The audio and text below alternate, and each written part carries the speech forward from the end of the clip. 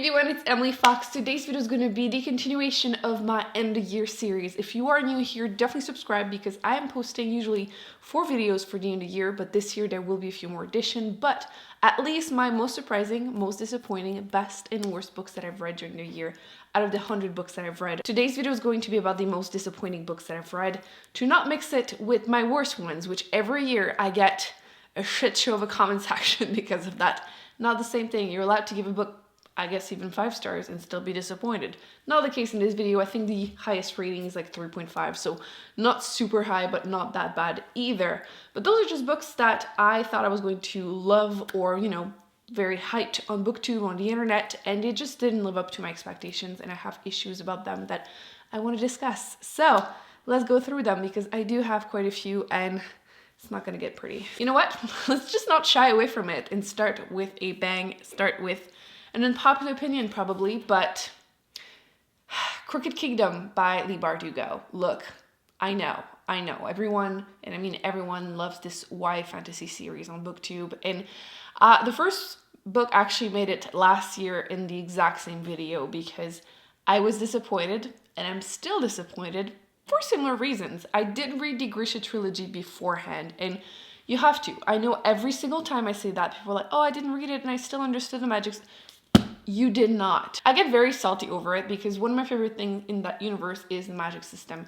It's super interesting, and you get to discover all of it in the first book of the Grisha trilogy, and there's even a school setting, which is something that I really love, and it's not explained whatsoever in this duology, so I always get just very frustrated when people say that. This is the second book in this duology, so I can't really say too much about, you know, what happens in here. However, what I can say is that I love the characters, which I understand that's probably the reason why people actually love the series. They are definitely very likable. I love seeing them interact with each other. However, like I said, the magic system is my favorite part, and it barely is, like, they have magical powers and they barely use them. What's the fucking point? Also, one of my main complaints in the first book, which is still the case in this one, basically the story is a heist, and everything is so incredibly easy. And you know the author heard that complaint with the first book because she tried to do like the first time it didn't work, and then it worked super easily the second time. So like seriously, just really frustrating to read it. And the characters do not act like they're like children at this point. They're supposed to be like 16, 19 max. And they act like they're at least 25, and it was just very frustrating. It felt like it was just put there to just attract younger readers. Quite frankly, I just didn't give a shit about the heist. I think that's my main issue, is that, like, I like the characters, I like the magic system even though it's not really used, but I just really don't care about the story, where it's going, like, at all. I even like the world. So like, it just, I'm reading it and I'm like, I understand that people that love character-driven story will be okay with this because, again, they get attached to characters, but like, I like some action. I like things to make sense and be interesting, and it's just not, and I found myself being kind of bored by the whole thing. So I am just overall very disappointed with it because of that. And I just can't imagine myself putting this in like a best fantasy list that I will eventually do because it's just not the case for me. So I feel like a lot of potential and just kind of my execution personally.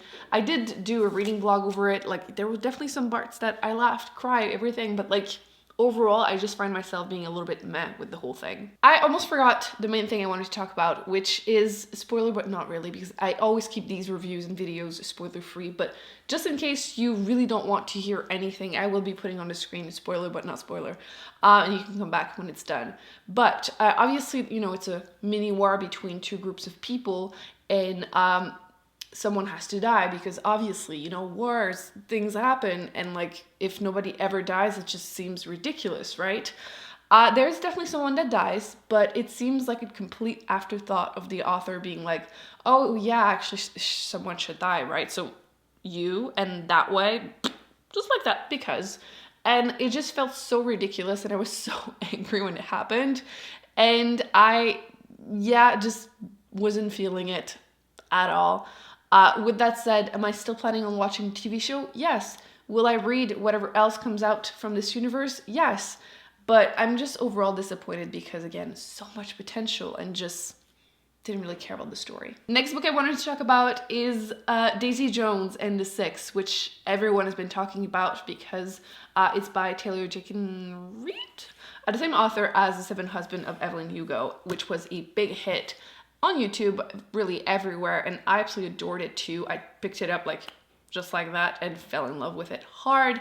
And she came out with this new book this year, so everyone jumped on it. I highly recommend you actually listen to it as an audiobook if you get the opportunity, because the book is basically written interview style, so you will have a much better time listening to it than reading it. The book is actually quite short, which is going to be my main complaint here. 300 pages of interview. Let me tell you, that's like what, like 6 hours? Essentially, the main character is a very strong female character, not the classic YA1, you know, like, oh, I'm so tiny and pretty, but like I can kill everyone if I want to. Like an actually strong-minded character that wants to, well, eventually wants to become a famous singer, and she just goes and get it. And, you know, everything makes a lot of sense. It's an historical fiction, and you find yourself, I don't know about you, but I definitely found myself almost wanting to Google it and be like, wait, does that group actually exist? Because it felt really, really real, which I will give them that. But yeah, I was okay with the story. I did get attached to characters, but the interview style and the length overall of the book was just unsatisfying for me. So I found myself kind of missing all the depth that I got in the other book by the same author. So I'm kind of just disappointed. It's nothing really dramatic compared to some of the other books, especially in the past couple of years. I feel like some of these videos were very, very harsh because I was super mad about some of the stuff. But like in this one, it's more of a let down than really anything I was super invested in. So I still think for some people it's going to be a good to okay book, but personally I'm kind of just meh about it. I feel like I will not think about this in a week. The Goldfinch by Donna Tartt. This year I read this one and The Secret History by her because they were both big books I really wanted to read, and, you know, just raved about a lot. This one became a movie, which I still have yet to watch. The other one I liked okay. I definitely feel like I could kind of understand the hype behind it. This one I have no fucking clue. I don't think I have gone into a book this blind yet, had no idea / didn't even understand where this went and what it was, and like what was the point of the book. Like, it still wasn't what I was expecting, and I had no expectation. That's the best way of describing it.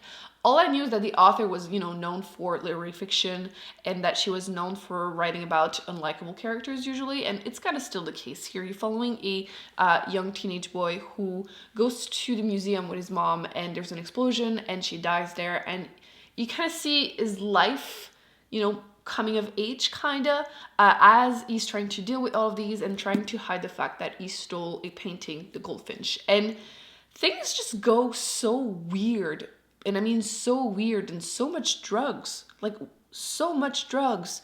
I really wasn't expecting any of that stuff to happen, and again, I found myself kind of just wondering why I was even continuing the book. I did finish it as an audiobook because there's no freaking way I would have finished it otherwise. And yeah, I just really, really pointless. Didn't really care about anyone in there except that one dude that works on furniture. That dude, he was chill. And I did actually enjoy the last chapter, which is essentially like a letter, like almost a philosophical letter. But everything else was pointless. What was the point of the other 800 pages? I don't know. And I can't see myself recommending this to like anyone. I will watch the movie to see if it was better. But honestly, I'm just about the whole thing. Why? If you like very character-driven story, coming of age, maybe. But honestly, I'm gonna pretend I never read that. Night House, Leigh Bardugo. I know, 2-in-1 video by her. This one is worse. It was literally this close, and I mean this close to make it to my worst of the year. But essentially, I'm more disappointed than really angry at it. This won the Best Fantasy section on the Goodreads Choice Award, which confirms why I'm doing a challenge every year of reading the winners and some runner-ups to do my own award show. I just did one for 2019. I will link that if you are interested, and I'm doing the same challenge for 2020. So if you're interested in trying to participate, you can choose a few categories and just go ahead and do it. But what the fuck, people? I'm absolutely convinced that most people that voted for it to win did not read it. There's no way. No way. Like, I understand that everyone has different tastes. Like, I know, I get it. Some people actually even pretend to like Star Wars, but seriously, like, I read this and I was so confused and I didn't understand why everyone liked it. Anyway, let me start from the beginning, the story. You're following Alex. Alex, I remember the name. I never remember names. That's why I'm excited. But the main character, Alex, and she gets, say, like full right to go to Yale's to essentially work at controlling, monitoring secret societies, you know, think kind of like occult societies. And she sees ghosts and kind of has magical power. It's mostly like a urban fantasy really than anything. And it's an adult one, which is like one of my complaints about this one was that, you know, it didn't really read like a YA. So I was really excited to get into this one because like finally maybe I'm going to get, you know, what I wanted from this author. And I was just not into it. The main character, Alex, is not likable. I don't think she's supposed to be. Like, sometimes, again, in some books, you get a character, throne of glass, where you're technically supposed to like the main character, but you just really don't. In this case, she's not supposed to be, but she's not really interesting to follow. I kind of found myself being pretty bored. And I actually liked a side character, Darlington, a lot more than I did her, so I kind of just wanted to follow him, and then he's not there in half the book, so again, what's the freaking point? Essentially, there's a murder mystery happening, and she kind of has to solve it using, you know, power, and, you know, she sees ghosts and stuff, and trying to, like, put things together, which, again, seems like an interesting premise, but no joke, like, no joke. Right here in the book, the mystery is solved. What's the point of the other 3 hours in the audiobook I had to listen to? None. And I'm someone that when I read, for example, Harry Potter, you know, all the section that is like just them living their everyday life, you know, going to classes and everything, that was my stuff. I loved it. I wanted more of this, but getting some in there was just so pointless. And this is going to be a series, like 4 or 5 books I think I've heard, and I don't even know. I don't think actually I will be picking them up, which, yeah, I don't think so. Even if it was about Darlington, I don't even think I would pick them up. Unless like everyone raves about them and are like, oh, you know what, it's so much better than the first book, then maybe I'll get one from the library. But like, I just didn't care. And I've seen a lot of people actually DNF this book. And I am willing to bet nothing, but I'm willing to bet that the ratings are going to start doing this on Goodreads as more and more people read it. I feel like very often people get very excited in the beginning and they give 5 stars to the book before even reading it, but a lot of the most popular reviews and people that read a ton of books have been giving this a fairly low rating, so I don't think it's going to become that big. I mean, maybe people are going to read it just to see, but I don't think this is going to become a very hyped book. At least that's my 2 cents. So yeah, incredibly disappointed by it. I will, again, essentially pretend this doesn't exist because I think Leigh Bardugo is really great at creating, again, magic system and worlds, especially fantasy ones. And this one wasn't terrible, but I just didn't really care. I think it could have been like more fleshed out and the character could have been more interesting. The Testaments by Margaret Atwood. Look, I like to put disclaimers and explain my thoughts and everything just because I like to be honest, clearly. And I'm fully aware that my reviews are not objective, neither are yours, and that's okay as long as you're aware of it. And I had read the first book, The Handmaid's Tale, and I liked it okay. I think the authors are really great at creating dystopian worlds that are a little too close to reality. That's why they're kind of terrifying. But I didn't really love the first book, essentially because it was kind of boring. And it's okay. It makes sense because, again, the main character, her life is boring. So I was okay with it, but I think I had ended up giving it like 3.5 stars. So it wasn't something that I enjoyed because, again, I rate my books based on my enjoyment. And this one I ended up giving, I think, 2 stars because it was just like, I did enjoy getting background about Aunt Lydia, which is essentially what the book is about, but it almost felt a bit more like an historical book from this world really than anything I actually wanted to read. So if you love the world and want to get more, you know, I have seen the first 2 seasons, I think, for the TV show. I need to continue, but I can only stomach it in small doses. Then you might enjoy this, but frankly, I don't think it was something that I needed to read, something that, you know, I will rave about or even talk about ever again. So yeah, it was kind of just a meh situation for me. I don't really care. Silent Patient. Why? Why did this win the Best Mystery Thriller on the Goodreads Choice Award? You're gonna notice there are quite a few of those books in this video because I had to read them for my challenge. So I had to, you know, read some books that I weren't necessarily super interested in to begin with, or I was very excited because they were winners. So I was like, hells yeah, I mean, everyone likes it, so I probably will too. I know it's incredibly harsh in my reviews on Goodreads because I like to keep them, you know, short and sweet or not so sweet. And I think I had said something like, if you've never read any mystery thriller, then maybe you're gonna enjoy this, because it was just so meh. I do not understand how this book exploded, because, you know, some books out of nowhere, they just become huge, everyone reads it. And that's kind of what happened with that one. So I'm assuming just a bunch of marketing behind it, because it was just so not surprising, not shocking, nothing very interesting. Essentially, you're following a main character who is a psychotherapist, and he wants to help a patient to not be silent anymore, and basically break the silence ever since she, out of nowhere, you know, lived her happy life and decided to shoot her husband 5 times in the face. So kind of seems like an interesting premise, obviously, which is why probably everyone wanted to read it.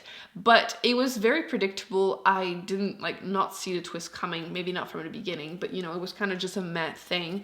I did listen to it as an audiobook, which I don't think was the issue. I often do that with a lot of new books simply because the waiting list is shorter at my library, full disclosure.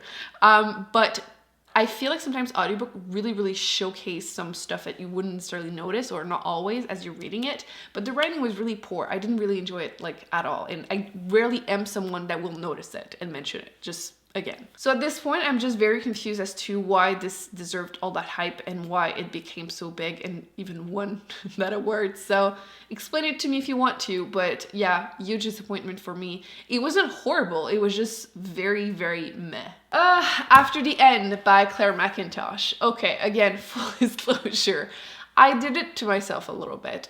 This is a well-known mystery thriller author. I think she tends to write especially what I've been calling domestic thrillers. Essentially, you know, mom and kids and stuff like that, which isn't really my jam, but I have enjoyed some in the past, so that's why I keep picking up the next one whenever it comes out, just because they're really popular and I just want to read it. I'm also excited and I wanted to let you know if they are worth it or not. So I went into this one thinking it was a mystery thriller because that's how it was shelved on Goodreads. It's not. Literally throughout the first half of the book, I was waiting for the mystery to begin, and there's none. Just know that. You're following 2 parents that have a very sick child, and they have to take a decision. Will they continue to push for more treatments, which eventually will be pointless because the child will die, or will they let the child die in dignity? And it's obviously a difficult topic, and you kind of get a back and forth of what if, you know, those 2 decisions, what would the path look like? And it's an interesting topic. I do like, you know, seeing those type of alternative possibilities. And no, you know what, I was going to say maybe I would have enjoyed it more if I didn't think it was a mystery, but not really, because my favorite character was the female doctor, and she wasn't there in half the book, which kind of made me even more resentful of trying to finish it.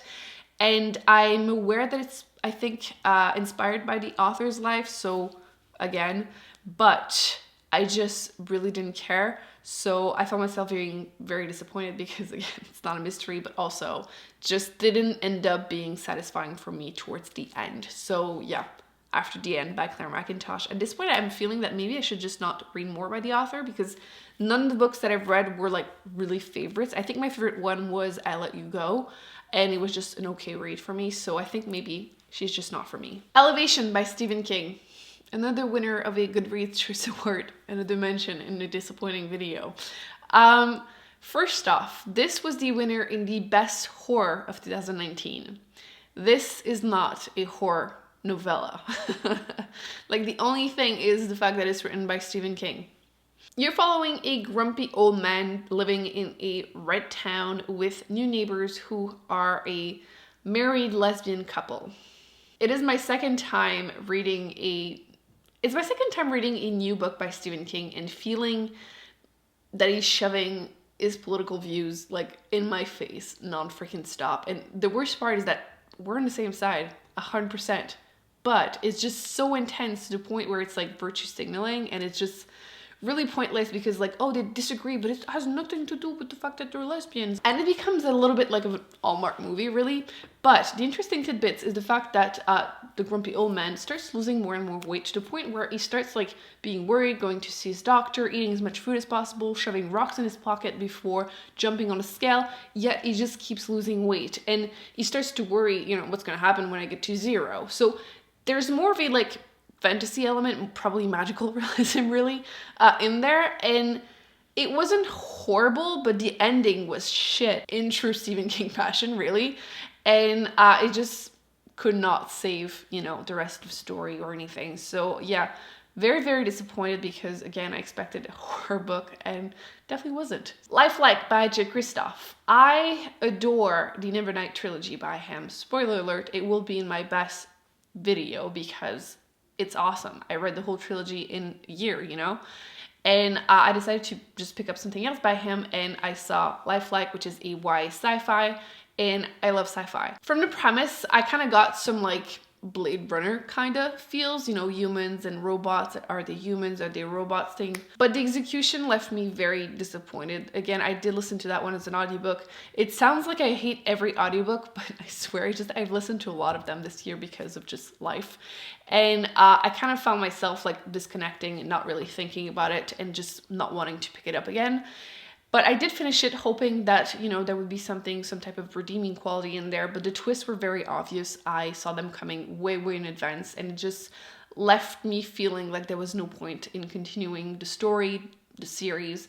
And at this point, I'm starting to think that maybe just is YA books are not for me because it's my second time reading one, and So I might just stick to is adult stuff because this wasn't a terrible book, really. Like, it's probably like 3 stars, but because I really loved this other series, I went into it being very, very excited, and it left me disappointed, which is the topic of the video. The Last Black Unicorn by Stephanie Addish. This probably should have been in a different video that is coming up, but I'm including it here because it was part of my reading challenge. It was the winner in the best humor on the Goodreads Choice Award, which again, I know this isn't looking good.